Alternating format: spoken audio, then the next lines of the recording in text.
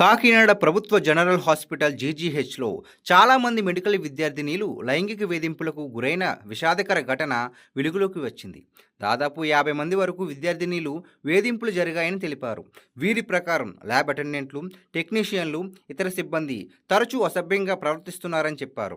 డ్యూటీల సమయంలో శరీర భాగాలను తాకడం, అసభ్యకరమైన వ్యాఖ్యలు చేయడం, పర్సనల్ విషయాలు అడగడం లాంటి ఘటనలు జరుగుతున్నాయి. కొంతమంది స్టాఫ్ మెంబర్లు సెల్ ఫోన్లతో రహస్యంగా వీడియోలు తీసే ప్రయత్నాలు చేసినట్లు విద్యార్థినీలు చెబుతున్నారు. కొన్ని సందర్భాల్లో ఒంటరిగా డ్యూటీలు చేయడం వల్ల విద్యార్థినీలు చాలా భయంతో ఉండాల్సి వస్తుందని వారు చెప్పారు. వీటిని తట్టుకోలేక చాలామంది విద్యార్థినీలు ఒకరినొకరు కలుసుకుని బాధలు చెప్పుకున్నారు. ఆ తర్వాత ఈ విషయం బయటకు వచ్చింది.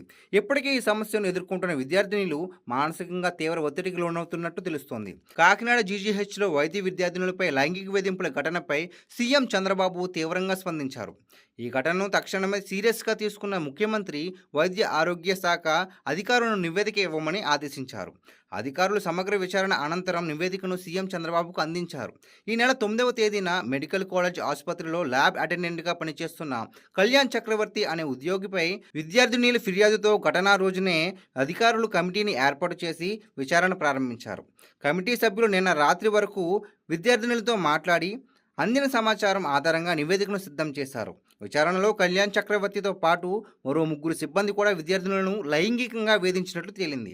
దీనిపై సీఎం చంద్రబాబు కఠిన చర్యలు తీసుకోవాలని ఆదేశించారు. బాధ్యులైన సిబ్బందిపై విచారణ నివేదిక ఆధారంగా కఠిన చర్యలు తీసుకునేందుకు సూచించారు. ఇక నిందితులపై పోలీసులకు కూడా అధికారులను ఫిర్యాదు చేయమన్నారు. ఈ ఘటనను ప్రభుత్వ యంత్రాంగం సీరియస్గా తీసుకుని బాధిత విద్యార్థినీలకు న్యాయం జరిగేలా అన్ని చర్యలు తీసుకుంటుందన్నది అధికార వర్గాల సమాచారం.